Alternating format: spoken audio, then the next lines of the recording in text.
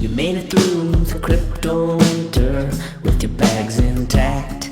Yeah, did you remember the plans we made? It was a dream, it was a pact. In fact, June 15th, 2021, if ETH was above the previous all-time high, then you sell a couple ETH, pack your family up to HAWAII.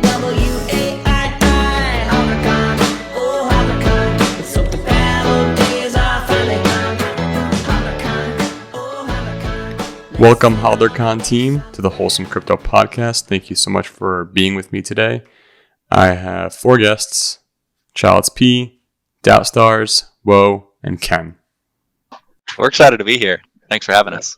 Yeah, thank you. Yeah, and I mean, you guys are going to hold an amazing event in Hawaii very soon.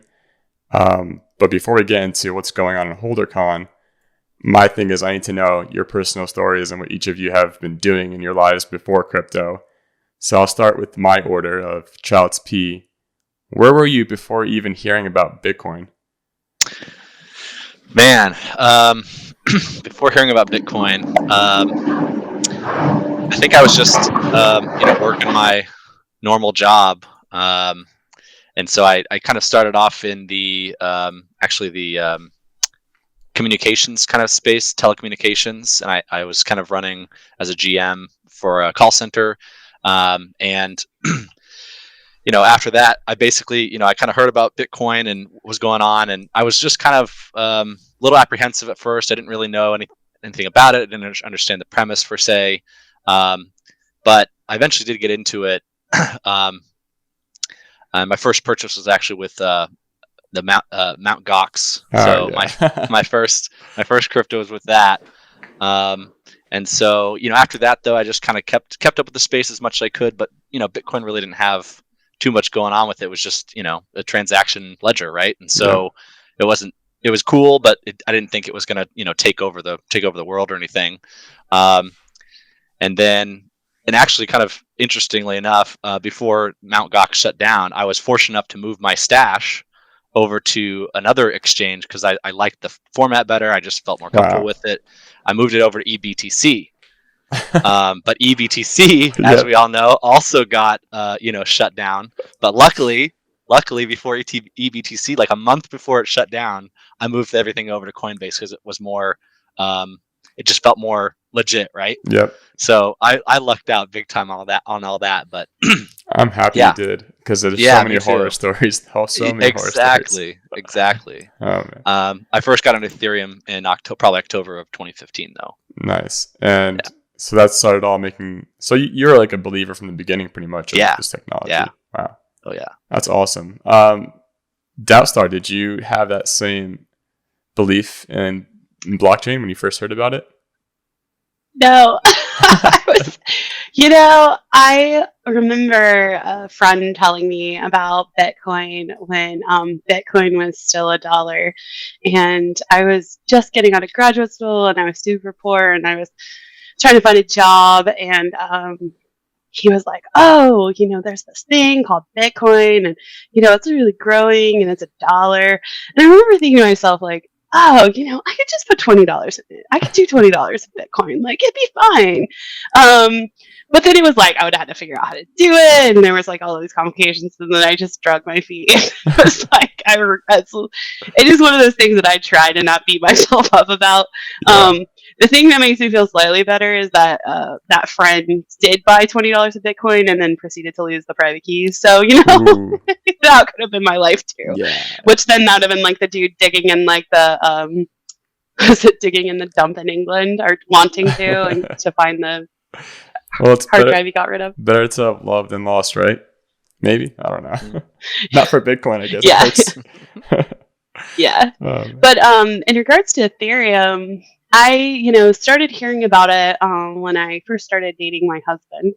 And he, as Childsp and Woe and Ken know, my husband is well known in the ETHFinance community.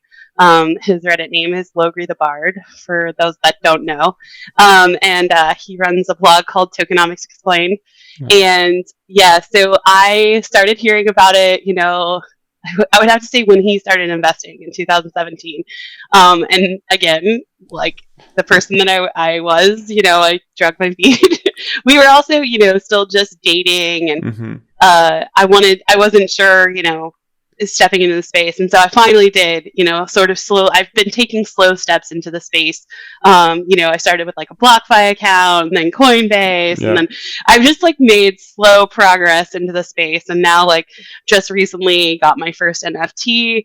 So, I guess I dipped my toe in the water pretty slowly, but I would have to say I did make it through crypto winter with my husband, even if I wasn't an investor at the time. It's a tough time to live through, and that's amazing that he has you to love and support him for that, and also agree with what he's thinking, because it depends on the person you meet. You can tell him, hey, I know I dabble with crypto, and they can be automatically put off or think you're a bad investor or something like that. So I love that you guys have that strong relationship where you support each other. So congrats to that. Yeah. It's pretty funny. The guys on that call know, like they, I say I'm his PM in life, which is, how I started kind of getting involved in the community. Because people would be like, yo, Logri, what's up with X? And he'd be like, you need to ask DoubtStars, because I don't know what my own schedule is. So that's kind of how everything started. Teamwork makes the dream work. I love that. Totally. So, did you have someone introduce you into crypto, or was that all on your own and figured it out? So it was all on my own. I think I first heard about Bitcoin back in 2010 when I was working in IT.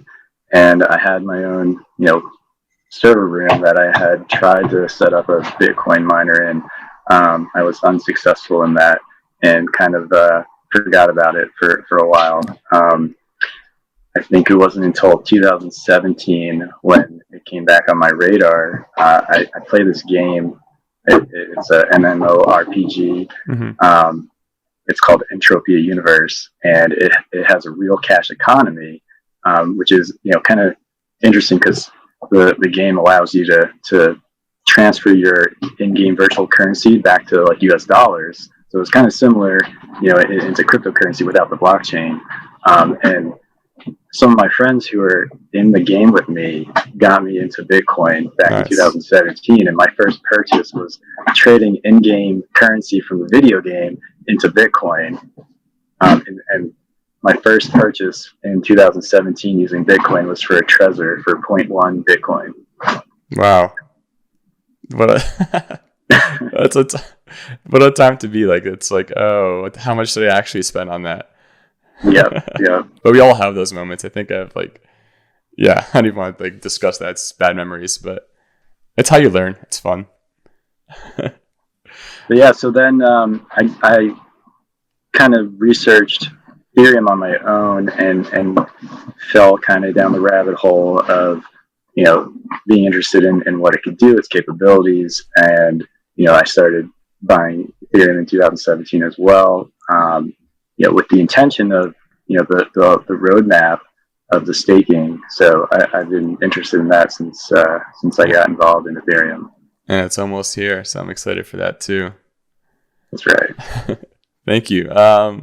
Ken, so yeah, I know we've met in ETH Denver, so that's awesome that you're here. But how did you get into Bitcoin and Ethereum?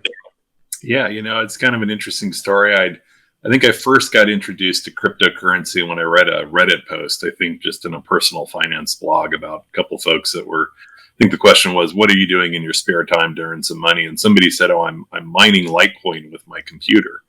And I was like, well, what is that, right? And so, of course, this is the time, right, when Bitcoin is already on ASICs, and you couldn't really competitively mine it. I think it's 2014, but Litecoin was a thing, and so that kind of started the rabbit hole of building a miner with some GPUs and kind of going all in on it, and did that for a while. But I could kind of see the difficulty rising on Litecoin, and the value wasn't really holding too much there. And I thought, well, this is only going to be a short-term thing. But I was fortunate enough that one day, coming back from work, I turned on a podcast.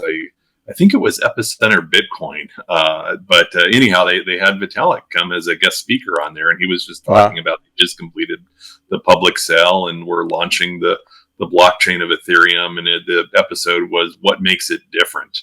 And, hearing him explain the concept about just beyond a simple, transfer of a token that represents wealth, it would actually allow you to run some form of a computer script on there. And I could, just listening to Vitalik explain it, I thought, wow, there's a possibility on here. So that was kind of my first introduction to Ethereum. That's amazing because, yeah, usually it's like someone else or a friend that introduces you to it, but I feel like Vitalik himself got you into it. Yeah, at least on a podcast, he convinced me that was the future of the blockchain world. I wonder if I listened to that podcast, if I would have gotten into it as fast with Ethereum at least.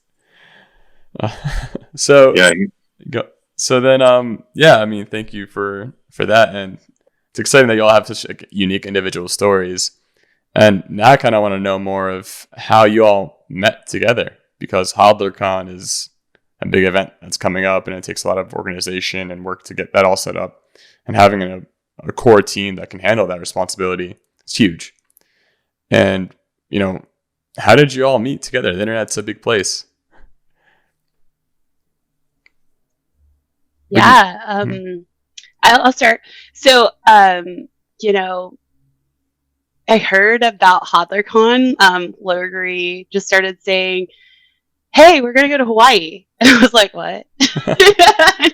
And he said, "Yeah, we're gonna go to Hawaii with like a bunch of internet strangers, and people are like actually going. It's a meme. It's happening." And I was like, "Is it really happening?" And he's like, "Yeah, it's happening." And then all of a sudden, a Discord link appeared, and then there just started being planning meetings, and then I started showing up, and then that was it for me. I don't know. Do you guys want to say? Yeah, Childs, if you wanted to. Yeah, I mean, I kind of heard about it the same way. It was being posted on ETHFinance, and people were talking about it, and of course, memeing about it and all that. And I just thought what a cool idea to kind of meet with some brilliant people that love the space as much as I do, and I know that I enjoy it. And not only that, though, that I'd get to go on a vacation to an awesome place and bring my family along. It's not just crypto nerds that are going to this. It's going to be a place where family can kind of relax and spend time together too. So eventually I found that Discord link as well, kind of slowly trying to get involved, and I saw it was like an open kind of forum to discuss and talk about it, and I wanted to learn more, and just slowly kind of got involved that way. So wow, that's awesome. And then how did you get into the crew? So kind of same, following ETHFinance, following the meme, reading about it over and over again, and being interested. I had traveled to Hawaii maybe 15 years ago, so nice. I was very keen to go again. It was a great experience, beautiful state. I loved it, and I wanted to go back. And I thought, this would be a great opportunity, something to bring my family with. But the funny thing is how I got involved was the meetings had already started, and I watched them start getting organized. But the reason I came in was because there was a POAP that they were offering if you come to the meetings. So I think I came to like the fourth meeting to get the POAP. That's awesome. Well, don't worry. All of you will receive a POAP for being a guest on my show. So I hope that's incentive enough. Oh, that's awesome. That's really cool. I can't wait.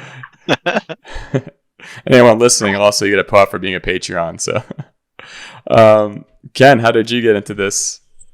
Yeah, see, I think I'm the odd person out here because I wasn't a real active and still really don't, other than just a periodic browse, visit the ETHFinance Reddit, right? I was in the Rocket Pool Discord, and Superfizz, who's big on the eStaker community, had come over and kind of posted a couple of times about this meme that of Hodlercon.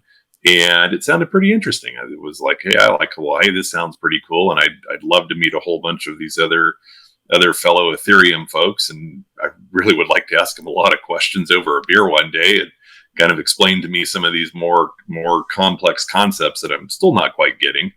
and that kind of sucked me into the rabbit hole of the Discord. It's so easy to get sucked into those like rabbit holes of Discord because there's so many awesome people just actively chatting and talking. I think that's like where a lot of the root of the crypto community comes from, and then it spreads into Twitter and Reddit and stuff like that. But it's a lot of and I would say the coolest thing too has been, it's one thing, I mean, because this is all like loosely organized and community based, and the coolest thing has been that people have shown up week after week after week over months. I mean, we started planning this a year ago. And I get to talk to these guys once a week, every week. And now the cool thing is that we're all friends, and I'm looking forward to like seeing them in person and like getting to know their families. And, actually over the course of the calls, we have gotten to know each other's families. And so it's going to be really cool to go and like meet them in person and like, build on those relationships that we've built over the course of like a year as we've been planning. I love that about the internet too nowadays, because like back in the 90s, everyone's like, don't ever meet a stranger on the internet. Don't even like give your real name ever or anything like that. Nowadays, I'm like, oh, internet stranger in the crypto world, let's meet somewhere. I don't care, anywhere. Like I'm down. You have a like mind that I have, so we're definitely going to be friends. I don't know much about the person, but I already like have a relationship with them. It's funny. So now that you guys are all planning Hodlercon, and it's not an easy thing to do. So I kind of want to learn more about like what were the challenges in actually planning an event like this. Well, we can start with Childsp. Hear about what you have to do. Sure. I mean, I think DoubtStars is definitely probably the best person to ask about this. She's been there since like the beginning. But for me, some of the challenges has just been we all have jobs still too, right? So like we're still working our own thing, but we take some hours every week and talk about what needs to happen next, and whether that be the sponsorship or budgeting or the multi-sig wallet that was created, or the DAO that we created for it, or the NFTs. There's just been so much that's gone into this, and planning the event itself out, right? And the room blocks and just so many different things. And we've all been able to kind of come together with that little spare time that we've had to really meet and, talk to one another and, make it happen. I think that's a really cool thing. So. Yeah, that's an amazing thing. It's just like how well put it's coming together after all this time. And DoubtStars, let me know what was going on through your head. Yeah. Oh my gosh. It's been so hard. It's been awesome. It's been so awesome. And I'm so happy to have gotten involved, because I think it was the push that I needed to get like more involved in the community. Because, from Loker's perspective, he was like, this is what you're good at. You're good at this kind of stuff. And like, you're good at building relationships with people. And so, kind of get out there. And then, what kind of brought it up? Like the way I really got started is because I had planned Loker and I's wedding in Hawaii. And so I had kind of already done that like long distance planning. And I had sort of an idea of like what the different areas were and like kind of the fun things to do. And, so we'd had a destination wedding. And so I was like, oh, well, if I was going back to Hawaii, this is what I would want to do. And so maybe it was like a little bit of the control freak in me that I was like, a bunch of like dudes on the internet planning a vacation, like they're going to miss so many fun opportunities that I would want to do. So I just kind of like put myself out there to be involved in it. And there's been so much. Oh my gosh, there's been so much. And I think Will and Ken could talk about that. But, we spun up a DAO, we have a multi-sig wallet, we got planners, I built a website. And now we have like a front end and a back end dev, and like, now we have registration, and there's just like so many different things. I mean, me and Maureen said we had to get a room block. And then, I would say picking the hotel was the hardest thing. And then the thing that's super funny is that even in the beginning, we had to pick an island that we were going to. That's just like all the small decisions that went into making it. And it's all community built, which is super cool. Yeah. And we want to continue that feel, as we move forward. Exactly. if we do this again.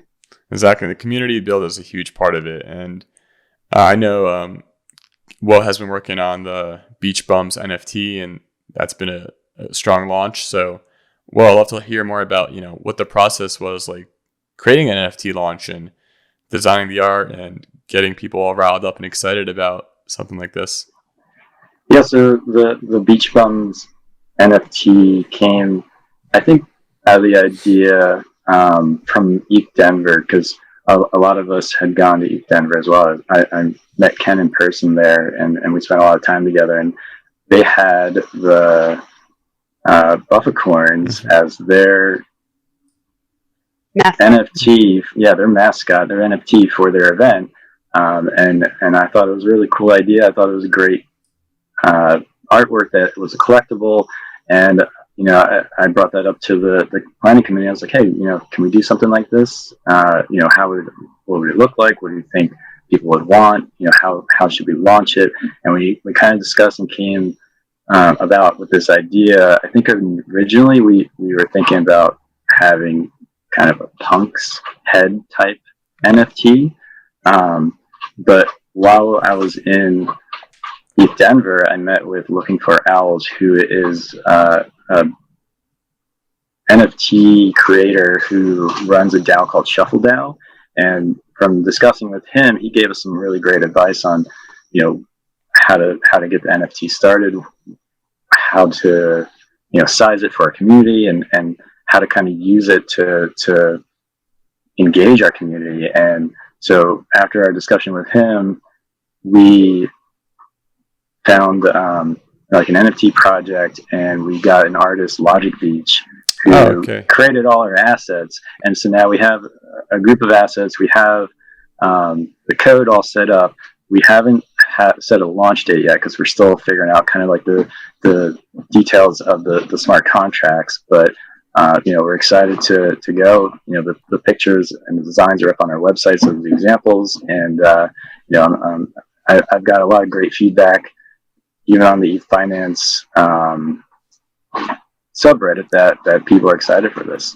Our team reached out to Jonathan Mann for a potential song a day about Hodlercon, and our team put together, some of the details about the event, the history, some of the things that we, kind of joke about as a community. And Jonathan Mann produced like an amazing song for us for Hodlercon. And it's up on our website on www.hodlercon.com. And it's very catchy that my 5-year-old son, is singing it almost every day now. That's good. If it's catchy and he can sing it, then perfect. Yeah, I'm excited for it too. So I wish I could make it there, but it's such an exciting experience to have. And it's awesome that that's the best part of the community. You get to reach out to people and meet people who are kind of doing the best at what they do. So I know I've had Logic Beach on the show before. Amazing artist, talented person. I love what he's doing. I'm glad that he was a person that was able to help make NFTs because he's good at what he does. That's exactly too why we wanted to do the NFTs as well. I mean, to your point, Rudy, is that we knew from feedback people were telling us that a lot of people weren't going to be able to make it to Hawaii. Mm-hmm. And they were like, oh, we're not going to be able to make it to Hawaii. And so as a planning team, we wanted to give them an opportunity to still feel like they were a part. And so that's what we see these NFTs as doing. And one of the things that we want to be able to use the NFTs for is to then have a community vote based on your NFT ownership of where the next location for Hodlercon will be. Nice. Oh, Hodlercon 2023 coming up, right? So 2024. 2024. What year is it? Where am I? It's 2022, but I don't know if I could do this for I need a break. Yeah. Might be every 2 years. Yeah. Whatever it is, I'm excited for it too because I know it's going to be awesome this year. Hodlercon is all volunteer. That's amazing. It's really amazing. Kudos to you guys. So putting all this work into it, what are you most excited about in Hodlercon? What event is going to happen? What people are you most excited to meet there? I'd love to hear more about that. Childsp, if you want to just share a little bit with that. Sorry about that. Yeah. We've got a ton of events kind of planned, that we're going to meet on. I think we have what DoubtStars, how many events do we have? We have about, is it 6 or 7? Yeah, it's we have some planned events, like I think it's like 5 or 6. Let me double check. But it's going to be 10 days of fun in the sun with your Ethereum friends, and it'll be a good time where we have a bunch of, like, we have a welcome reception and a pool party. We're going to do a beach picnic. We're going to go to this really cool location called Sky Waikiki. Nice. Let me say that again. Sky Waikiki, and watch the sunset. Kin lovingly termed it the Watch the Burn party. King came up with some amazing names. We're going to have like brunch before everyone leaves, and we're also going to go and watch a luau at the Royal Hawaiian. And I'd love for Kin to say, who he's looking forward to meeting, talking to, because I think that's one of the things he's definitely looking forward to. Yeah, it is kind of like Rudy, like our experience at ETH Denver, right? I think it was the people that you met and the connections there, right? And I think to have kind of this real life experience, meeting the other folks that are in this Ethereum world, right, is going to be really neat. I think the conversations are just going to be really interesting, even if we're just floating around a pool or hanging out on a beach or at a cabana somewhere and doing it. The other thing I'm kind of excited about is to kind of bring my family into it, right? Mm-hmm. This event is not just for just for the folks here. It's also envisioned to kind of bring your family if you have one, right? Bring your friends. And so I think that's going to be kind of a neat introduction for them to meet some friends that are also in this area and have fun. And it's structured in such a way that we've got these organized events, right? We were able to finally find an event planning company that was willing to work with us. There was a little bit of stigma from kind of coming from the crypto space, right? I don't think always quite evolving as maybe it's still some roadblocks there, right? When you were talking about the challenges, right? Finding an event planner that's willing to be accepted to be paid in crypto or in a stable coin. And I guess we still have one last challenge in getting our business account set up with Gemini, right? But once we're there, we'll have an event planner deal with all the organizations and the logistics, so we can all be on vacation mode enjoying the conversations. And there is some downtime planned in these events over that time, so there's going to be free days for families to go explore on their own or go do side trips with friends that they meet on this conference. So I'm just really looking forward to it. I'm excited for that too, because like for you guys, so it's going to be an awesome experience, and like after all your hard work, you're going to get to meet each other in person too, which is super exciting. So then, now that this is going to happen soon and everything is coming together, you're all have been in the crypto space for a long time. Y'all are working in the crypto space at least part time. I want to know, like, how do you guys sometimes relax, or what are your hobbies? How do you separate your mind from crypto at times? Because personally, I need to do that. But I've had some guests who are just crypto all day, every day. Like, that's just how they think. And there's no right or wrong answer, but I'd love to know a little bit about each of you and how you, have your own downtime. We can start with Woe. So, this still is kind of crypto related, but one thing that I kind of got into last, I think September, was POAPs. And not just collecting them, but designing them myself. And so I was involved in the rocket pool community with Ken, and POAPs were kind of a big part of the community there, where people were memorializing different events that were just happening within the community themselves, and it was fun. And just by being there, you would get a POAP, and I joined in, I got in, and I started collecting them, and I learned, how to make them on my own, and just started making them for Rocket Pool, and kept doing that. And when something cool would come up, I'd open up GIMP and start designing something, and just when I felt the creativity, I'd build, make something and get it out, and that was just something that I enjoyed doing and enjoyed giving to the rocket pool community. Yeah, that's kind of like just art in that sense, like creating. Yeah, so that's awesome. And I've made some POAPs, but the art isn't that great, so maybe I have to get some help from you sometime soon. Sure, whenever. Childsp, let's hear your hobbies and downtime. Sure. When I'm not looking at the charts, you mean? or crap posting on ETHFinance. Could be. You know, I like to obviously hang out with my family. I've got a wife and a almost 7-year-old son, so hang out with them a lot. I also like to hang out with my friends, of course, and talk with them about their lives and all that's going on. And then last I like to unwind and de-stress by playing video games. So yeah.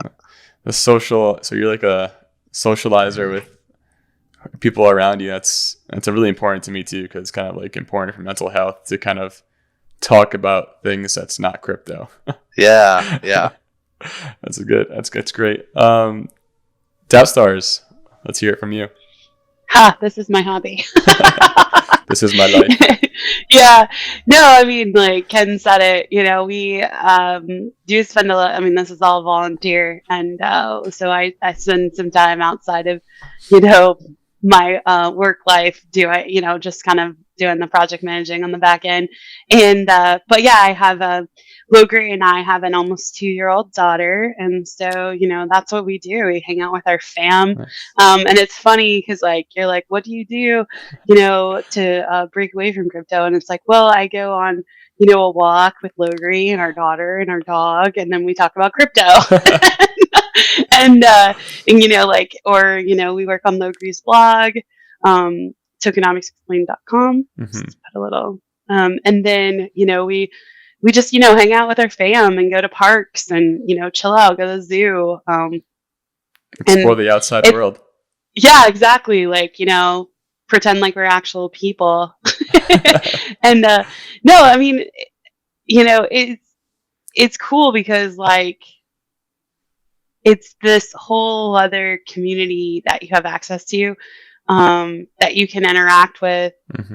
I guess when you pick up the phone, right? But then you can always put the phone down and then step away and go be a person. So it'll be cool to have those as real life relationships too. Like you were saying, Rudy, the neat thing has been for me, because you guys know this, but everyone on the internet is a dude.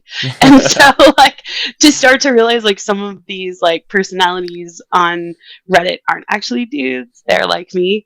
And so that's going to be really cool to actually meet my fellow girls in Hawaii. So yeah, and I think that's awesome because that's one cool thing about the internet. It's anonymity, so you don't know who's behind the username sometimes, and it's awesome you get to experience the person behind the username. And I'm glad to know more about the people behind the Hodlercon. And Ken, I haven't forgotten about you, so let me know what. Yeah, no. I mean, I've got a family with 3 young adults, 2 in high school and one in flight school. Oh, wow, awesome. So I'm glad to just be enjoying time with them. But my hobbies are actually 2 that kind of align perfectly with Hodlercon here. I mean, I love computers. I love, if I could redo my career, I probably would choose something in the computer industry because it's just so much fun to me. And certainly anything in blockchain or crypto is a lot of fun and interest to me. I think that is my hobby. Maybe more than that, maybe a professional hobby now. But the other thing that myself and my wife love to do is travel. And so, this event here is going to combine both events, traveling and in cryptocurrency. So I'm looking forward to it. It's not work. It's actually, it's going to be a vacation. Is your wife into crypto too? She is not. She will tolerate me talking about it. She is a little bit of a techie at heart, but for the travel part, she's involved, and I think she's quite happy that I'll just have somebody else to talk crypto to, and she can go enjoy something else on the side. She'll go tan and enjoy some Mai Tais and hang out in the sand. Yeah. And you can go talk crypto. Yeah. Everybody wins. I mean, that's awesome. I mean, that's something I love to do is like learn more about, your hobbies and what you're like doing on the side, because something I picked up now is yo-yoing, like playing with yo-yos. Oh, that's cool. That's awesome. That throws me back. I know, I got like an unresponsive yo-yo that I watched some like, YouTube video of the professionals doing it. So I was like, oh, it's so awesome. So now if I'm ever like watching something on TV, I'll just learn some new tricks or something like that, just to have like that fidget spinner type-esque feel, but I get to actually play with something. So it's fun. So if you guys want to pick up something, new hobby, $20 yo-yo. That would bring me back to my middle school days, I know. for sure. And they used to come around school like, hey kids, you want to buy yo-yos? It's Yeah. like, yeah, I do. Stuck with me till now. Jeez, it worked. So now that, so you're all, again, in the crypto space for a long time, living, breathing it for a while. A lot of drama goes on in this space, a lot of toxicity, a lot of craziness, a lot of noise. And I want to know more about all of your crypto pet peeves. And I'm going to start with, whoa. Do you have a crypto pet peeve? So I think my crypto pet peeve is when I talk to people about crypto that are anti-crypto, and I give them the whole spiel on the technical side, what I see in it, what I find value in it, the capabilities, what I can do with it, but they still just poo-poo it, and that kind of rubs me the wrong way. No, I totally feel you, because I feel like Hacker News is just hating on crypto and blockchain in general. Like, I'm like, when did this like mindset happen in this form? So right, it's like they don't even open their mind to consider the benefits, right? Mm-hmm. That's a good one. That's a really good one. I like that. DoubtStars, what about you? I mean, yeah, I'm definitely with Will on that one. Like, I feel like I'm a proselytizer for crypto, and as like, I'm not bankless yet, but I definitely see the value in it, and I see the value in like being in control of your money and not giving it to middlemen. Mm-hmm. And I think, like Will was saying, the people that just don't understand this space and like don't understand like the future and the possibilities, it's hard because, I will say like 100% I agree, like crypto is like the Wild Wild West, like there's so many possibilities, but there's a lot of scary shit too. Yep. And so you got to like pick and choose and be, careful with like what you do with your money. I mean, Childsp was talking about like the Mt. Gox situation, and you just, I mean, there's, whenever it's sort of that unexplored technology or world, there are chances for exploitation.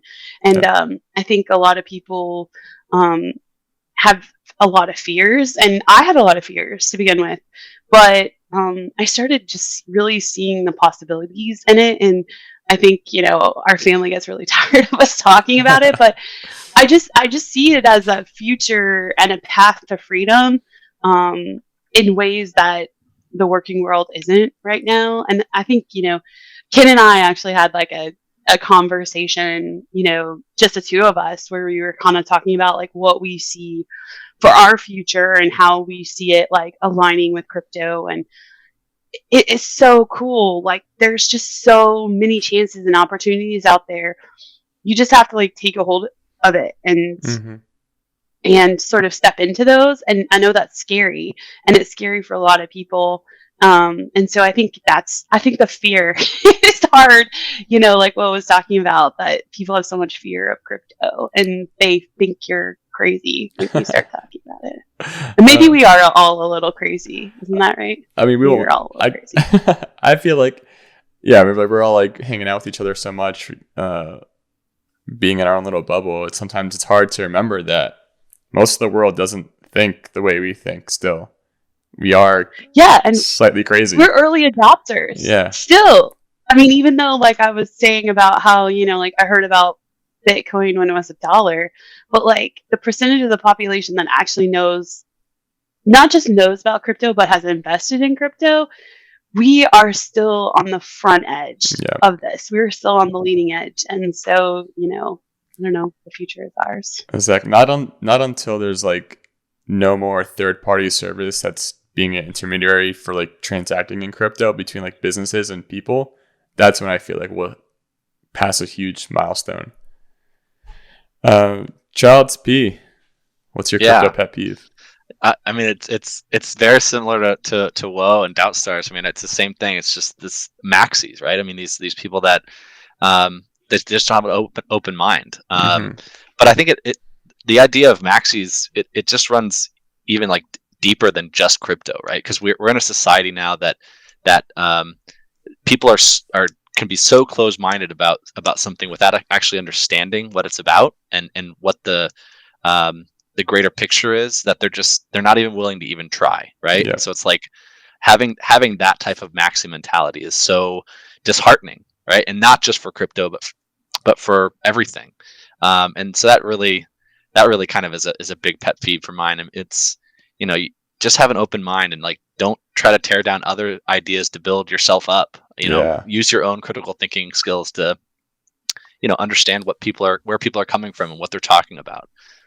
Exactly. That's like a thing to have, like how you should experience life in itself is always go with it with an open mind. And I think things like traveling really help out with that, seeing the world in different perspectives, because in the States, we have it easy with money. Like we can just transfer money, no problem, between Venmo and PayPal, TD, like different banks, Zelle, like whatever you want. You can throw money around, no problem, without any fees, except for our data, but no fees. So the idea of money is not the same idea of money in most other countries that are not as stable and where inflation is a serious problem, and you never know where your money is going to be the next day. Yeah, and when you travel like that, exactly like you're saying, when you travel to those places and see what it's really like for these people, and you know, it completely changes your worldview of what's important, right? And so I think that's a great thing about crypto, though, is you can see how they have a path forward. It was hard to see a path forward for those types of people, but with crypto, you're like, this gives that opportunity, right? And so that's a really big bonus for crypto for sure. I love that. I have a second one, Rudy. Yeah, Can I share? Always share. You guys are. I think my second one is also like that cryptocurrency is just such a misnomer. Like that it isn't just about currency. Do you know what I mean? Yeah. Like that people get so tied into that, oh, it's about money, but it isn't just about money. Like it isn't just about that. I mean, look at, you know, NFT and art collecting and like data ownership, owning your own data. Exactly. Like there's just so much, like, I think that freedom, and I think like the misnomer of cryptocurrency, people just they lean so far into that you're like, no, but there's so much more, you know, about blockchain technologies and about decentralized finance and, you know, what it means with your data and what you can do with it. Like, you know, you can fractionalize an NFT and sell portions of it, or, you know, you can use that same concept on ownership of, like, you know, a house or whatever. Like there's so many possibilities. So I think that's like a second one. That's like one of my favorite questions to get to, is like, what are you going to use crypto for? I'm like, oh man, here we go. All right. Everything. Ken, what is your... Yeah, you know, the thing that I find most frustrating for me right now is I spend a lot of time educating people. Education, that's a good one.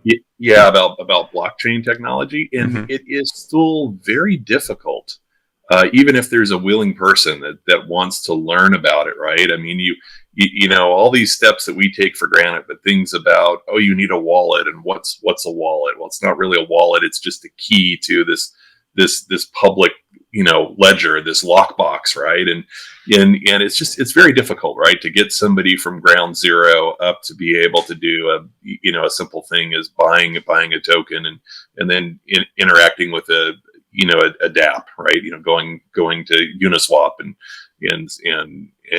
swapping coins or something. And that barrier to entry, I think, is still something that the industry as a whole really needs to work on and lower it. I mean, I know it will get better. It reminds me, I'm old enough to be around at what I call the birth of the internet, right? In the 1990s, right?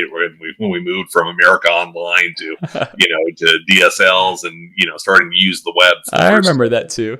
Yeah. And I mean, I used to run around to all my neighbors and friends and help them hook things up and install their all the software needed to run their little internet card and to hook it up and to download, back then, I think it was Netscape, right? Yeah. And you had to connect your TCP IP and your drivers. And I mean, it was literally a couple of days over at their house to get everything going, right? And now the kids just take it for granted because you open up your iPad and the internet just works, right? They're missing I can see that for blockchain, but we're still in that painful mode right now. And that's my pet peeve. That's true. And yeah, it's actually well said, because we're in that mode where you have to be someone who really enjoys tech and enjoys struggling and learning. Like, learning isn't always, I guess, fun, but the fun part is what happens after learning, which is a lesson that you've learned, an experience that you've gained from it. Yeah. So now that everyone is, learning more about Hodlercon, how do we get people on board for signing up? Like, where should they go? What can they see to learn more about Hodlercon? I'll take this one. Yep. So you can visit our website, hodlercon.com. So HODLERCON.com. And you'll have access to, all the information about what's going on. On the main page, we have all of the events listed. We have a link to join our Discord if you haven't joined our Discord before. There's also, did I say about booking rooms? Okay. There's a link to book a discounted room at the Outrigger Hotel, so you can stay with the rest of the hodlers, or you can find your own space in Hawaii. No pressure there. But also, if you want to go to any of the events that we have listed on our website, you're going to have to register for tickets. And we have a separate registration site. And I just want to call this out.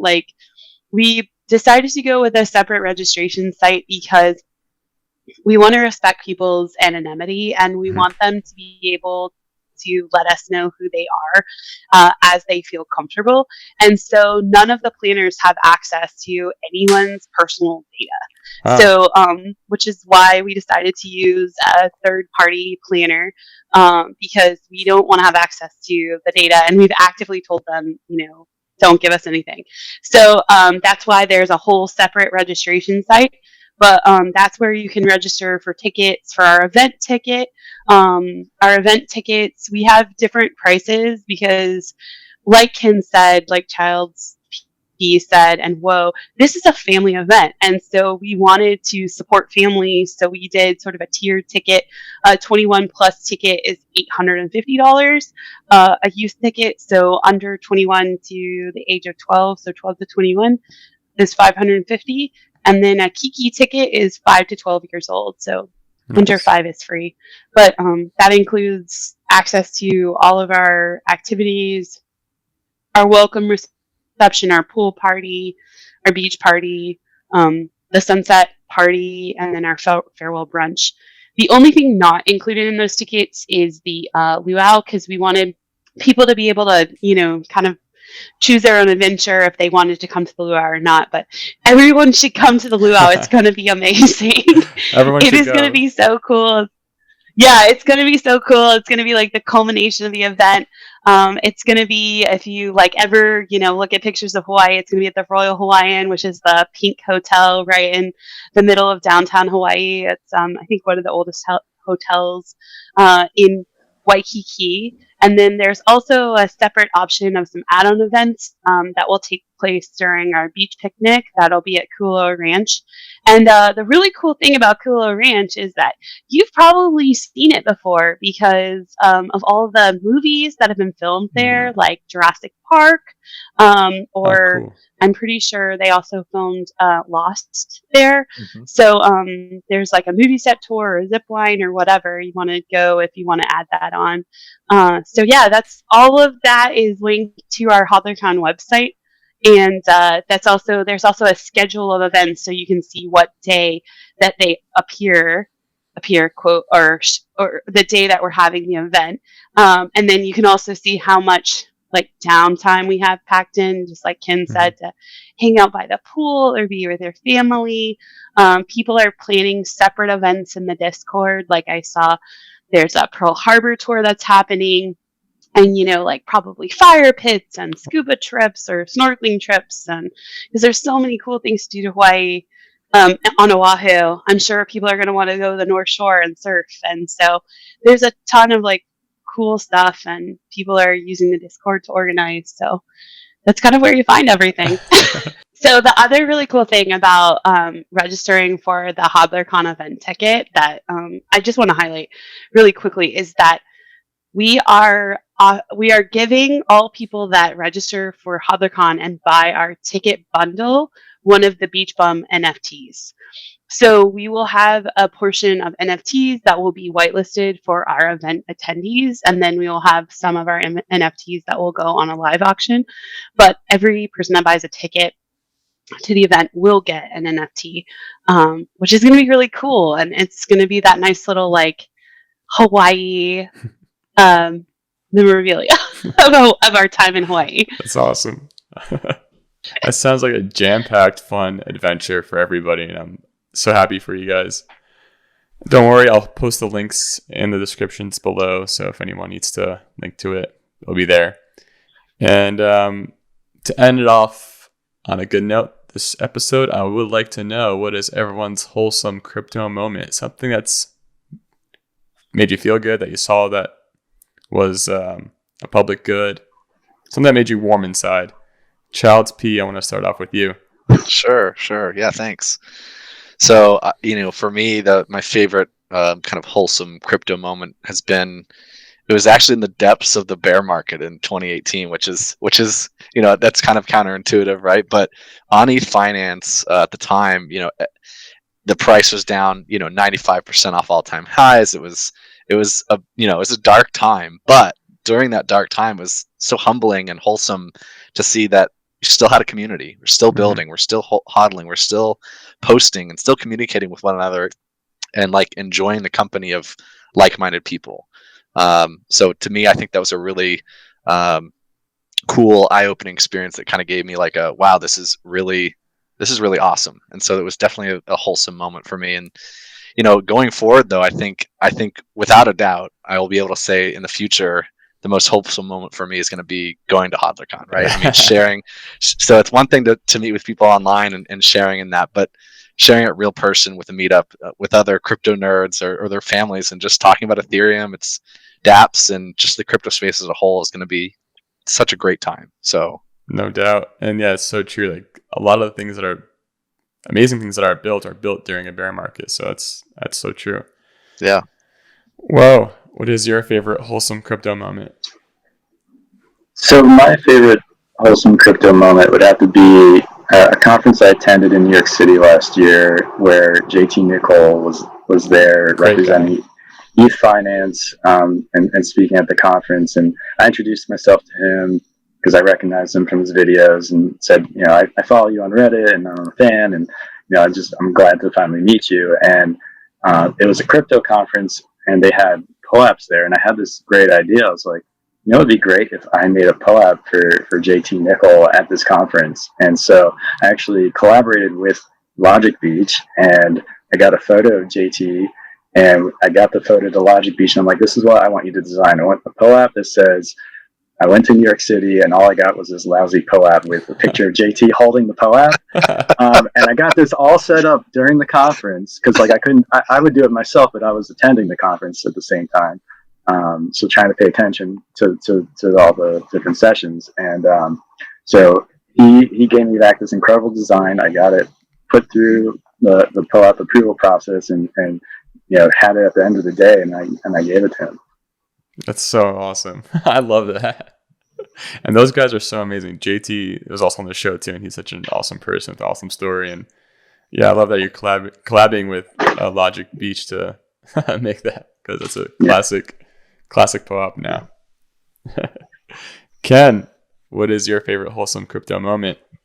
Yeah, it's actually one that I think we're kind of living in right now, which is the merge, right? I mean, everybody, it's really neat to see so many people across so many different platforms working towards that common goal, right? And everybody is anticipating it. Everybody knows that the core devs have these difficult decisions to weigh between the amount of errors and bugs versus setting a date and the transition for it. But it is just absolutely fascinating right now to be part of that moment that we're in. And I think we'll look back on it, and it certainly will be one of our top wholesome moments to change it from a proof of work network that is not very energy efficient, right? Mm-hmm. To something that is much more energy efficient. And I think even though we don't know the times we're living in, I think this is going to be one of the major ones of the century. It's going to be a huge milestone for Ethereum, and something we've all been waiting for a very long time. So I'm pumped. Yeah. DoubtStars, now final and best for last. Yeah. It's so stupid.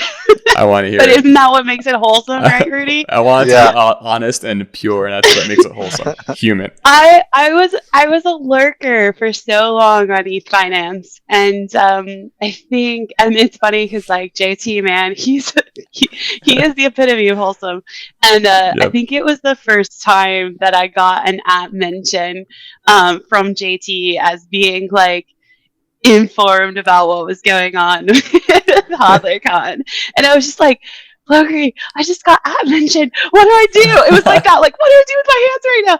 And he's like, you respond, because I was just like that silent like observer, and it was just really fun to feel like, oh man, like I am a part of this community.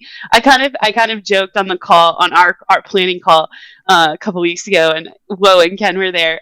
Childsp, I think you were there too, but I was like, I had to have a conversation with Logri where it was like, can they be my friends too, or are they just your friends? he was like, were you there? He was like, they're definitely your friends too. So. That's so funny. It's like, I want to be friends with everyone too. It's not fair. It's that's how I feel too. I'm like, oh no, there's a huge ETHFinance community. I want to be part of that community. I want to be friends with everybody. So I get that. Yeah, come on. You're welcome. I'm there. Everybody's welcome. I'm getting my feet wet in there. So I'm like getting cool with the kids now. I'm like trying to figure it out. Well, thank you all so much for joining me on the episode. June 17th to 26th, Hodlercon. Everyone, please sign up and join if you're able to go to Hawaii. It's going to be an awesome time, apparently. And I'm jealous.